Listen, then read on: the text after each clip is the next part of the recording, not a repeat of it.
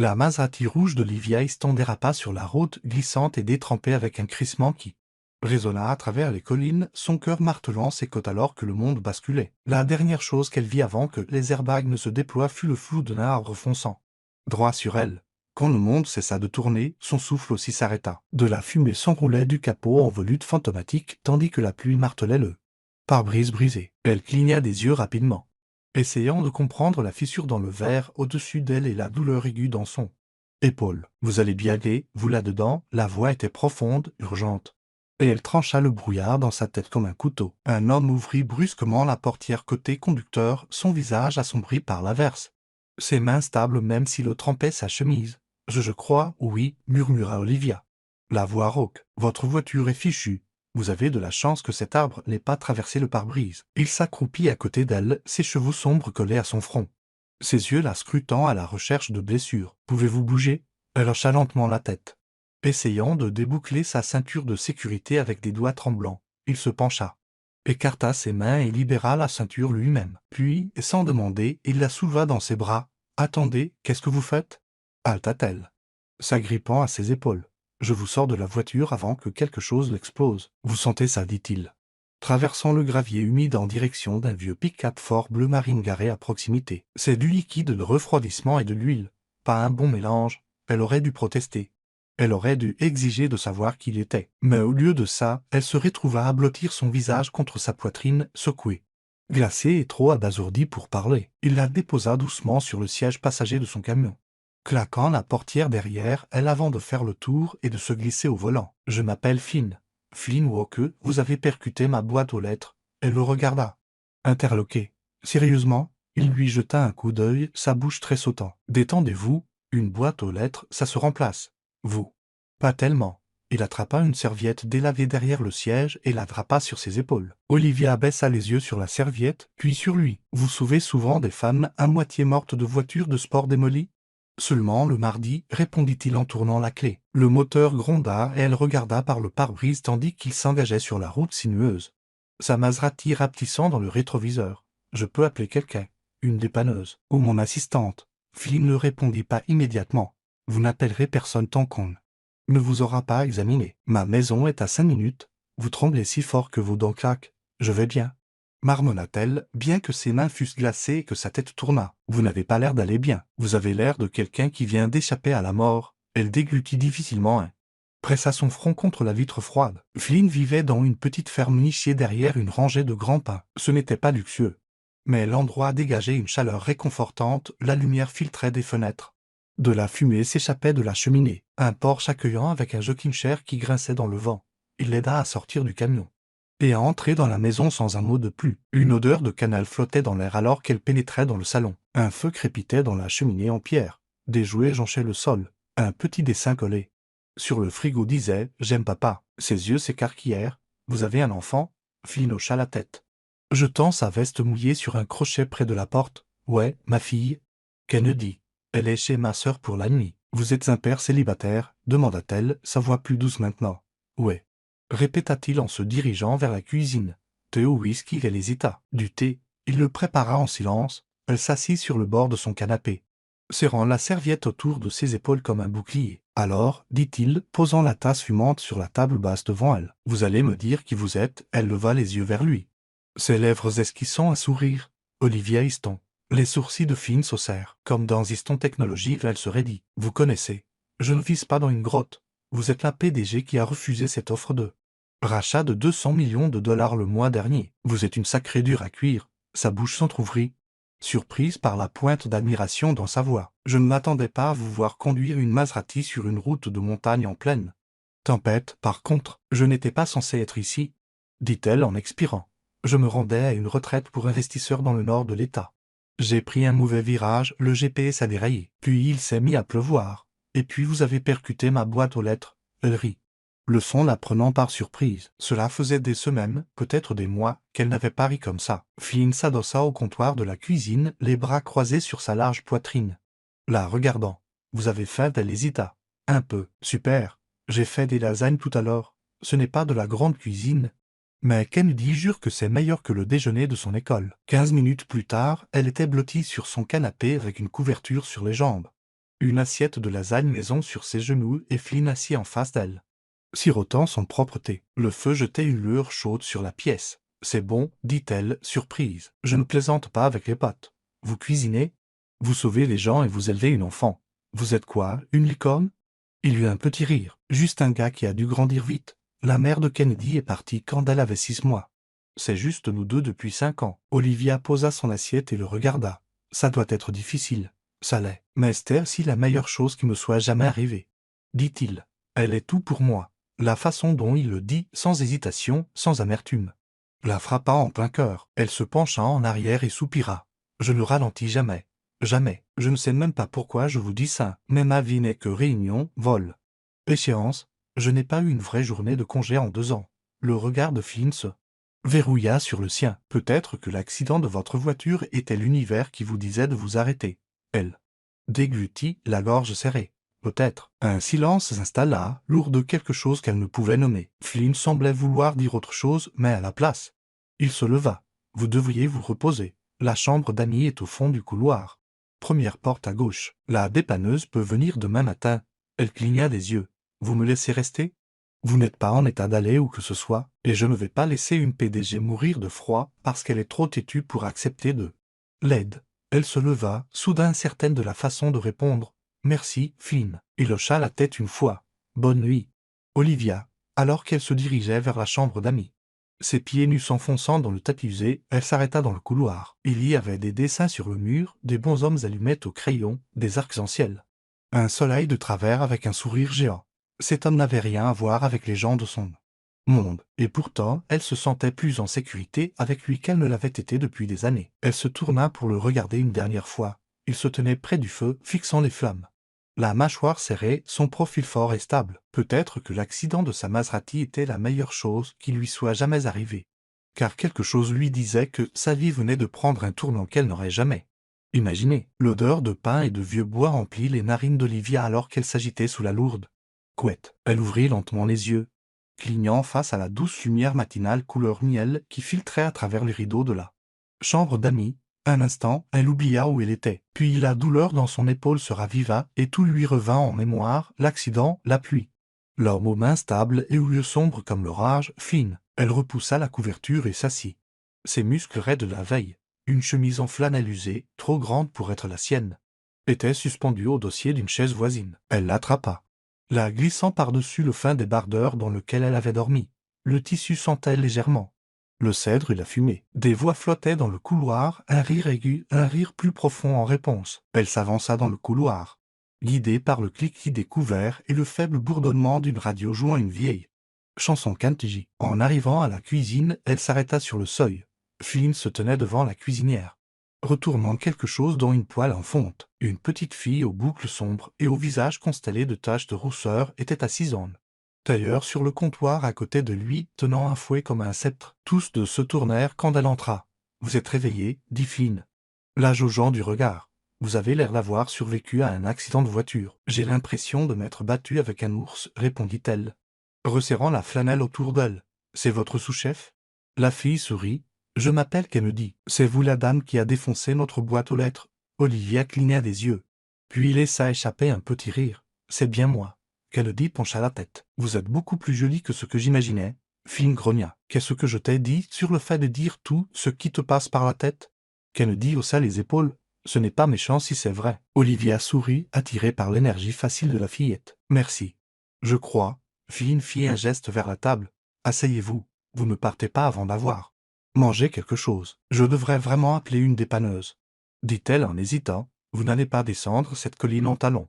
Les routes sont encore glissante. Je n'avais pas l'intention de marcher, » dit-elle en haussant un sourcil. Flynn sortit un téléphone de sa poche arrière. « Le réseau est horrible ici. Vous voulez que je descende en ville pour passer l'appel ?» Elle hésita, puis jeta un coup d'œil à Kennedy qui léchait maintenant la pâte sur le fouet. « Seulement si vous n'êtes pas occupé, » dit Olivia. Flynn versa une pile de crêpes dorées sur une assiette. « Je suis toujours occupé. Ça ne veut pas dire que je ne prends pas le temps. » Il glissa l'assiette devant elle, ajouta une tasse de café et s'adossa au comptoir. « Je peux partir après le petit déjeuner, » offrit-elle. « Je ne veux pas déranger. » « Vous ne dérangez pas. » Kennedy était excité de rencontrer quelqu'un qui n'est ni de sa famille, ni un poulet. La fillette intervint, la bouche pleine. On avait un coq qui s'appelait Kevin. Il poursuivait le facteur. Flynn secoua la tête. Kevin n'est plus parmi nous. Il s'est fait manger par un renard.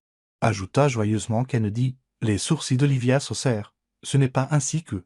J'imaginais ma journée. Moi non plus, dit Flynn, ses yeux s'attardant sur elle un instant de trop. Après le petit déjeuner, Flynn disparut dans l'entrée pour prendre ses bottes, tandis que Kennedy montrait à Olivia le dessin sur lequel elle travaillait, un vaisseau spatial coloré avec des astronautes en bons hommes allumettes étiquetés moins et tapas. Olivia écoutait, intriguée par le monde vibrant que Kennedy créait avec de simples crayons et son imagination. Quand Flynn revint, il enfilait une veste. « Je serai de retour dans 1 heure. Ça ira ici ?»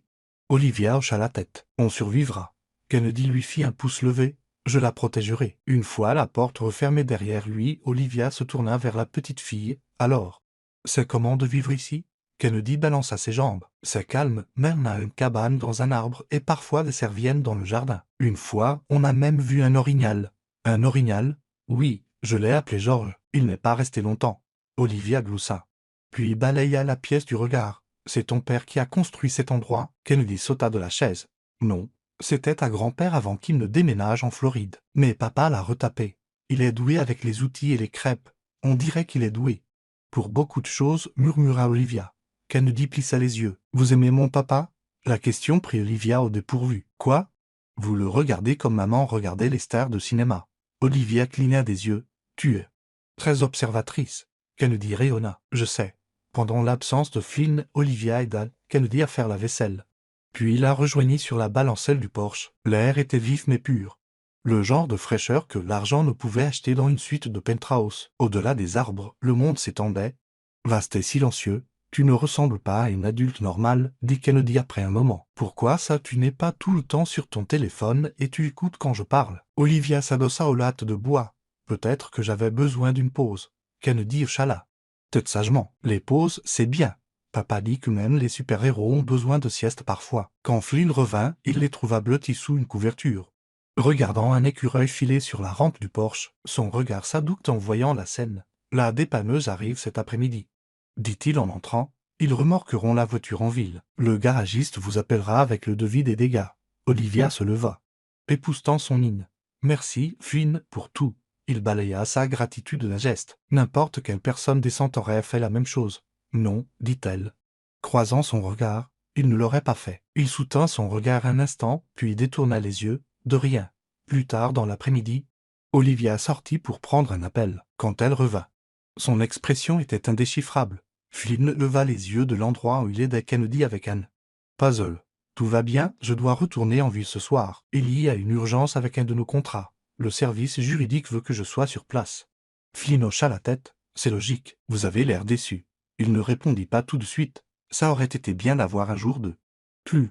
Elle traversa la pièce lentement. « Vraiment ?» Flynn se leva. « Ouais, ça fait longtemps que je n'ai pas rencontré quelqu'un qui me le traite. Pas comme un cas à réparer. » Son souffle se coupa. « Vous pensez que je ne le fais pas ? Je pense que vous êtes différente. Mais je pense aussi que votre monde est à 1 million de kilomètres du mien. » Olivia s'approcha. « Peut-être que je suis fatigué de mon monde. » Un instant. Aucun ne bougea. La tension entre-vibrait comme un fil sous tension. Mais ensuite, Kennedy bâilla et demanda à Anka et le moment se dissipa. Ce soir-là, Flynn l'aida à rassembler les quelques affaires qu'elle avait empruntées. Alors qu'elle se tenait sur le seuil, il lui tendit un petit sac en papier. « Qu'est-ce que c'est ?»« Du pain au levain frais. Je l'ai fait la nuit dernière pour les déjeuners de Kennedy. J'ai pensé que vous pourriez avoir besoin de quelque chose d'authentique avant de retourner au salle de conseil et au tailleur pantalon. » Elle serra le sac fermement. « Vous n'arrêtez pas de me surprendre ?» Il s'appuya contre le cadre de la porte. « C'est le truc avec les gens comme moi. On ne nous voit pas jusqu'à ce que l'on ait un accident. » Elle hésita. « Je ne veux pas attendre un autre accident pour vous revoir. » Flynn l'étudia. « Vous dites ça parce que vous le pensez vraiment. Ou parce que vous vous sentez coupable pour la boîte aux lettres ?» Elle sourit. Mais son sourire n'atteignit pas tout à fait ses yeux. « Je vous appellerai si ça ne vous dérange pas. » Il hocha la tête une fois. « Vous savez où me trouver. » Alors qu'elle s'éloignait dans un pick-up emprunté au garagiste tout ce qu'il avait d'eux. Disponible, Olivia regarda dans le rétroviseur. Flynn se tenait dans la lumière déclinante, les bras croisés. Une silhouette silencieuse se découpant sur la lueur chaude de son Porsche. Kennedy saluait à côté de lui. Souriant comme si elle avait déjà écrit une nouvelle fin à l'histoire, Olivia ne savait pas ce qui allait se passer ensuite, mais pour la première fois depuis des années, Elle espérait que le prochain mauvais virage la ramènerait ici même. 3 semaines. C'est le temps qui s'était écoulé depuis qu'Olivia Easton avait quitté le porche de Flynn Walker. Avec un sac en papier de pain au levain et un nœud à l'estomac qui ne s'était pas desserré depuis maintenant. Elle se tenait au centre d'une salle de conférence d'un gratte-ciel de Midtown Manhattan, contemplant un horizon détrempé par la pluie tandis que 2 jeunes collaborateurs se disputaient. Derrière elle au sujet de révision de contrat. La ville bourdonnait en bas, indifférente et sans fin, mais son esprit n'était pas à la fusion. Il était dans une ferme entourée de pins. Avec un homme dont la voix résonnait encore dans sa tête la nuit.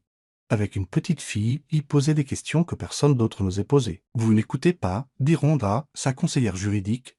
De l'autre côté de la table en verre épuré. « Si » répondit Olivia en se retournant. « Mais vous tournez tous en rond, nous ne leur donnerons pas de participation. Nous leur concédons la licence du logiciel, pas notre âme. » Rhonda hocha la tête.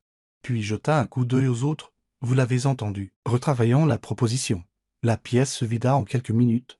Olivia resta peu désireuse d'affronter son bureau pour le moment. Elle s'était plongée dans le travail dès son retour, des journées de 12 heures, des dîners d'affaires.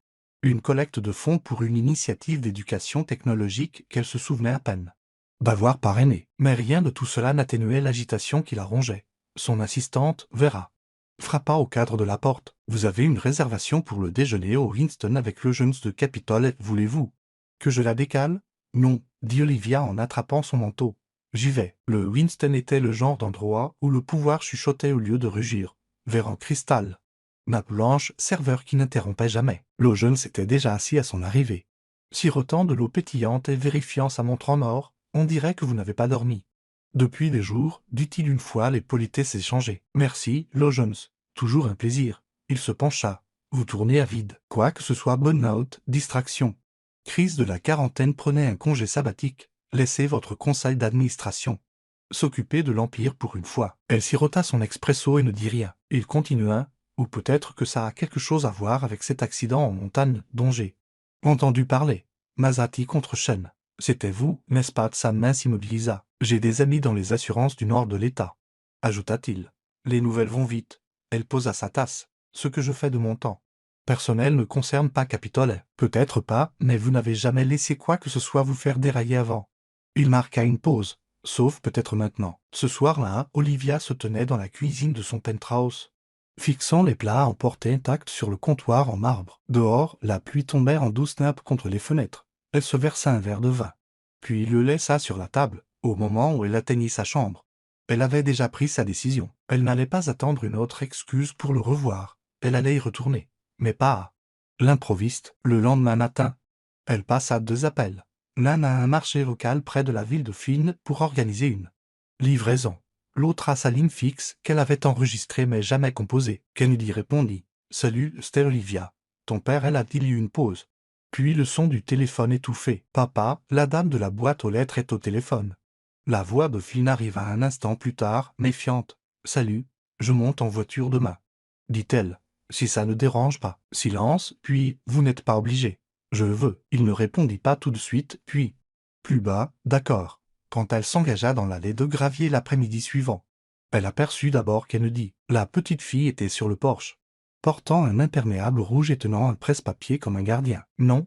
demanda-t-elle alors qu'Olivia sortait du SUV de location. « Olivia Easton. » Kennedy cocha. « Quelque chose. Motif de la visite voir votre père. Durée indéterminée. » Kennedy sourit. « Permission accordée. » Flynn sortit un instant plus tard, s'essuyant les mains sur un chiffon. Ses cheveux étaient légèrement plus longs. Sa mâchoire parsemée d'une barbe naissante. Il portait un enlet gris et nigne, et ses yeux rencontrèrent les siens sans ciller. « Vous avez retrouvé votre chemin. » « Je n'ai pas eu besoin de GPS cette fois. » Ils se fixèrent, quelque chose de non dit s'étirant entre eux. Puis Kennedy rompit le silence. « Vous avez apporté des courses. » « Je les ai vues dans le coffre. » Olivia ouvrit l'arrière du SUV. « Juste quelques trucs. Je me suis souvenu que vous aviez dit que vous aimiez les fraises. » Flynn jeta un coup d'œil à l'intérieur. « Ce n'est pas quelques trucs, c'est la moitié du marché. Je n'étais pas sûr de ce qui vous manquait. » Il la regarda. « Vous n'aviez pas à faire ça. » « Je sais. » Le dîner fut plus silencieux que prévu par Olivia. Kennedy parla d'un projet scientifique impliquant des aimants et d'une tentative ratée de faire des muffins qui s'était terminée en fumée. Flynn écoutait surtout, ne jetant qu'occasionnellement un regard à Olivia, comme pour essayer de lire ses intentions sans les demander. Après que Kennedy soit allé se coucher, ils se tinrent sur le porche, regardant la brume rouler sur les collines. Vous n'êtes pas venu juste pour apporter des fruits, dit Flynn. Non, admit-elle. Alors pourquoi? Elle se tourna pour lui faire face. Je n'arrête pas de penser à vous. Sa mâchoire se crispa. Vous vivez une vie différente, Olivia. Je sais. Vous êtes sur les couvertures de magazines. Je suis sur le frigo de Kennedy. Il expira. Regardant les arbres. Je ne veux pas qu'elle s'attache à quelqu'un qui part. Je ne demande pas à emménager. Je demande une chance. Flynn ne parla pas pendant un long moment. Puis, sans se retourner, il dit, vous pensez que c'est juste une question d'horaire et de géographie. Mais ce n'est pas le cas. Alors de quoi s'agit-il? Il la regardait pour la première fois.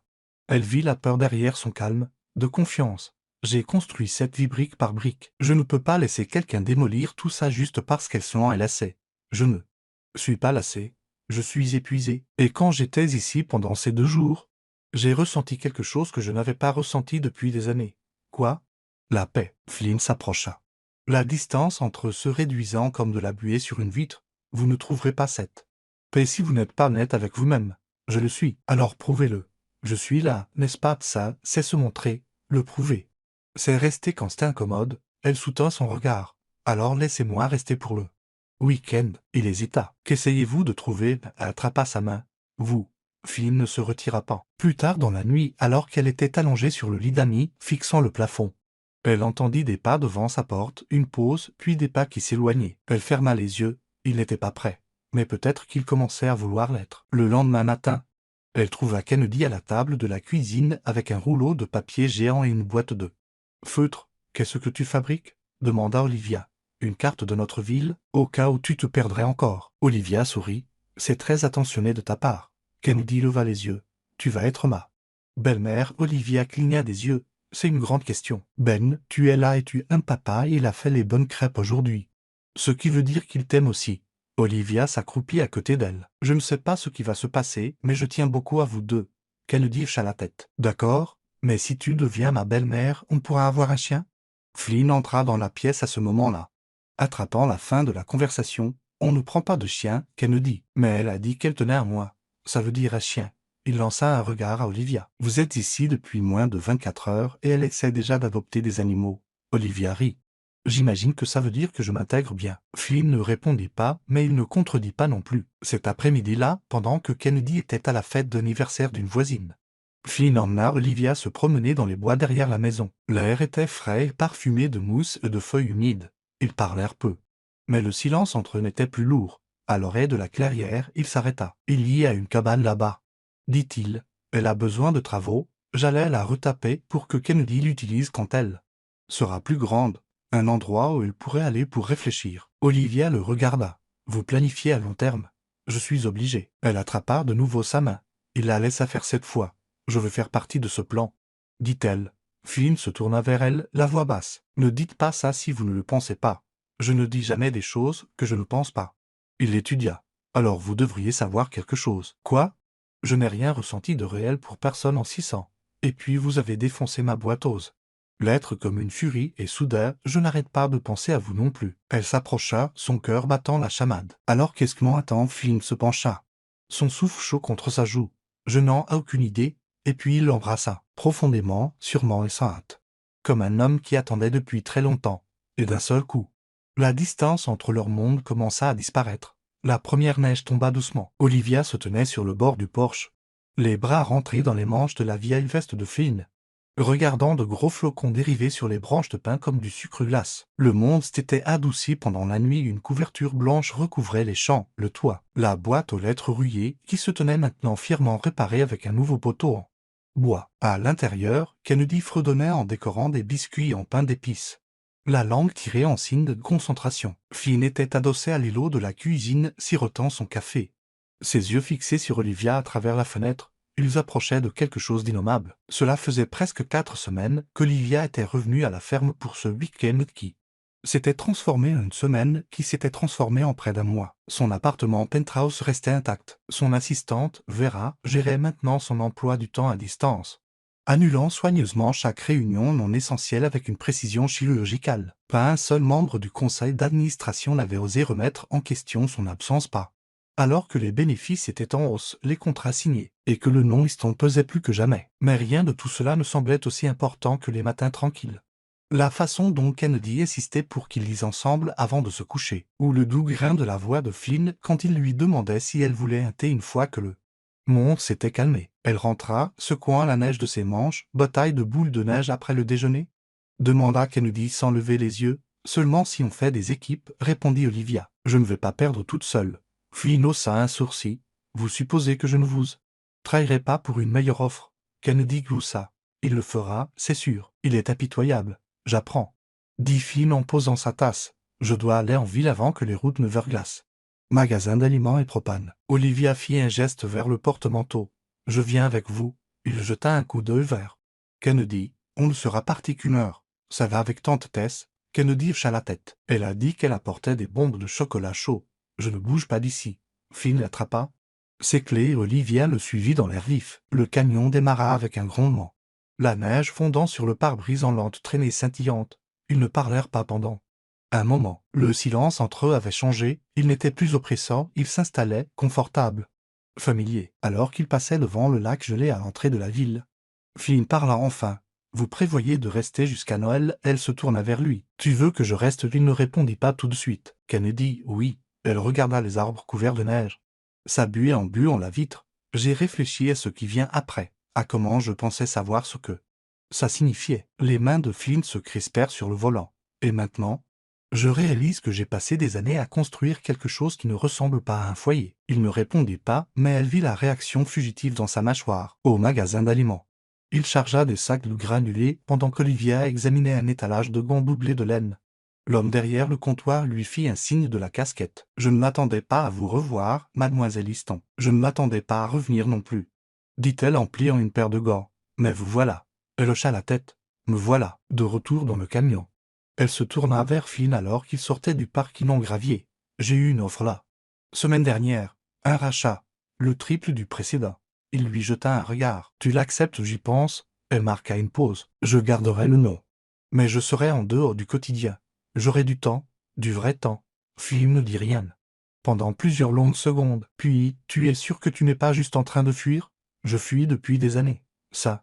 Ce serait s'arrêter. Ils arrivèrent à la maison juste au moment où le soleil perçait les nuages, jetant de l'or sur les champs enneigés. Olivia aida à décharger les provisions tandis que Kennedy sortait en courant avec tante Tess, les joues rouges de froid. Plus tard, après le dîner, Kennedy dormait sous une couverture dans le salon. Un puzzle à moitié terminé à côté d'elle. Olivia entra dans la cuisine, où Flynn séchait la vaisselle. « Je veux te demander quelque chose, » dit-elle. Il ne se retourna pas. Ça a l'air sérieux. Ça l'est. Il la regarda enfin. Si je rendais sa permanence, si je vendais l'entreprise, que je m'installais ici à temps partiel, que j'aidais Kennedy avec l'école, que je cuisinais des pâtes infectes pendant que tu faisais de vraies lasagnes, que dirais-tu? Il posa le torchon. Je dirais que tu n'es pas la même femme qui a débarqué dans ma vie il y a 6 semaines. Elle s'approcha. Je ne le suis pas. Les yeux de Flynn sondèrent les siens.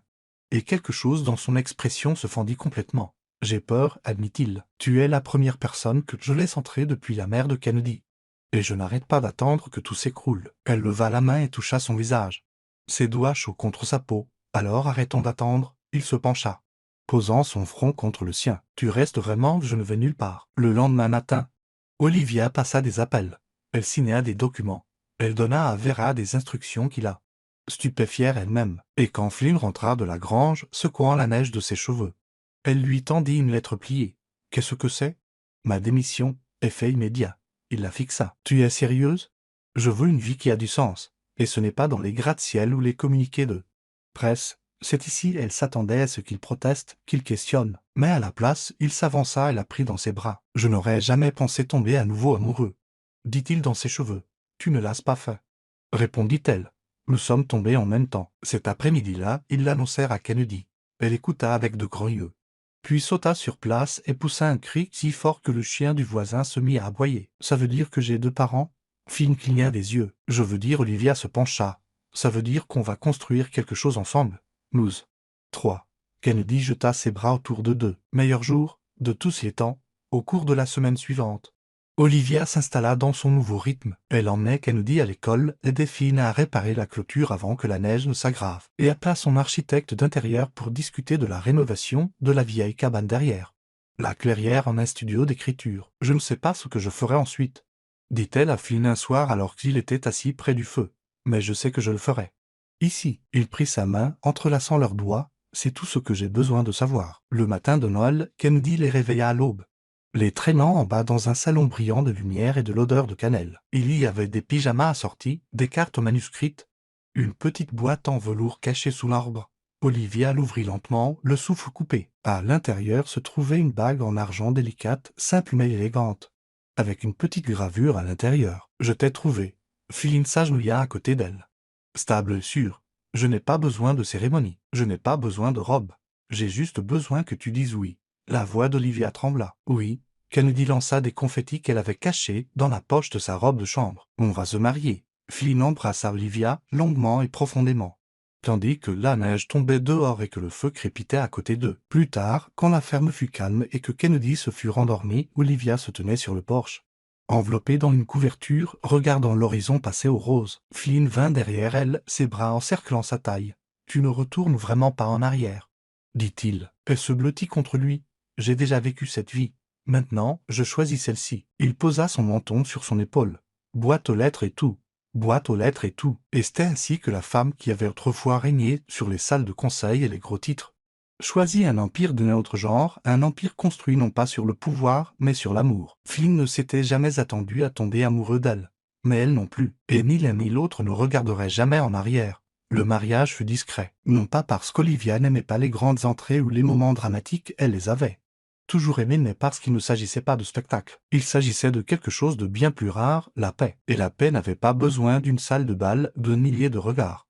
Elle avait besoin que des bons cœurs au bon endroit. Ils se marièrent dans la clairière derrière la maison, là où se trouvait autrefois la vieille cabane. C'était maintenant un studio haché avec de hautes fenêtres et des planchers en bouleau.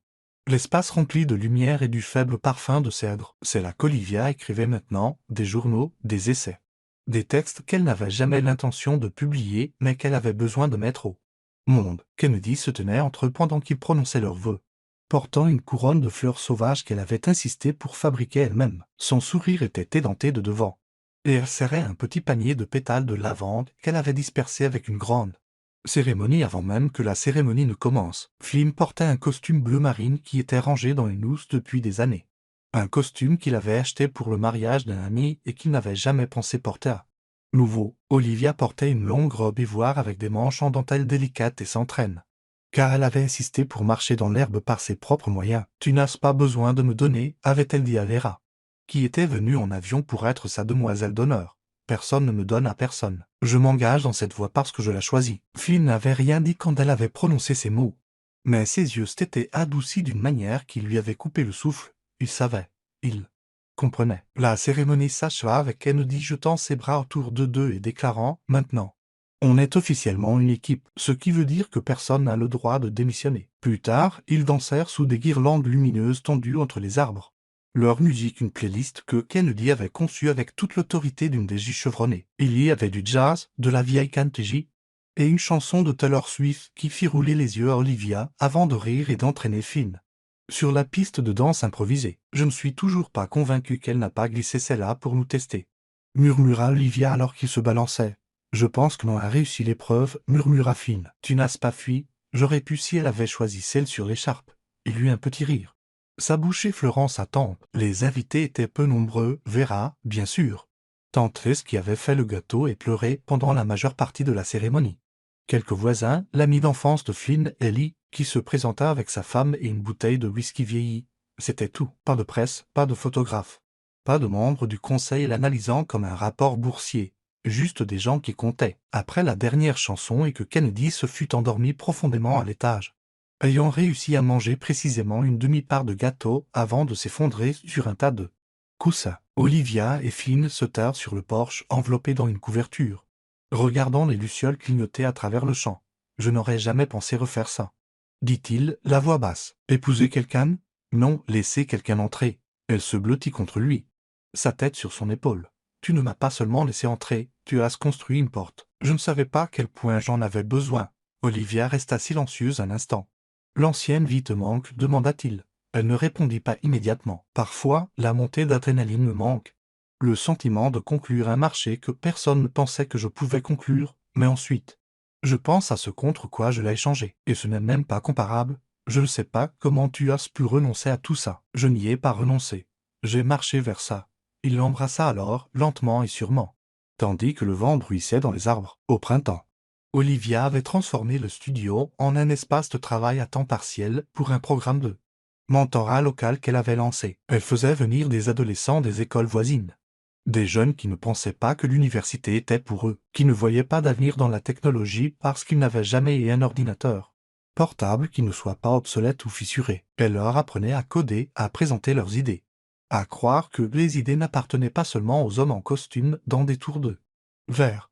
Flynn construisit les bureaux lui-même. Kennedy, à qui il manquait maintenant 2 autres dents, se mit à décorer le tableau d'accueil avec des dessins à la craie et insistait pour faire visiter à chaque nouvel étudiant. Elle s'était également autoproclamée responsable en chef des Anka, un titre qu'elle prenait très au sérieux. Un après-midi, Olivia entra dans le studio pour trouver Kennedy en train de négocier avec un adolescent nommé Mason pour la dernière barre de céréales. « Tu ne peux pas la prendre comme ça, » dit Kennedy, les mains sur les hanches. « Celles-ci sont pour les gens qui ont vraiment débogué quelque chose. » Aujourd'hui, Mason rit. « J'ai corrigé 3 lignes de code, alors tu peux en avoir la moitié. » Flynn s'adossa à l'encadrement de la porte à côté d'Olivia, observant la scène avec une fierté tranquille. « On devrait intervenir ?» demanda-t-il. Elle gère la situation. Ce soir-là, alors qu'il était assis sur le porche à regarder le soleil se coucher derrière les collines, Olivia plongea la main dans la poche de son cardigan et en sortit un papier plié. « Qu'est-ce que c'est ?»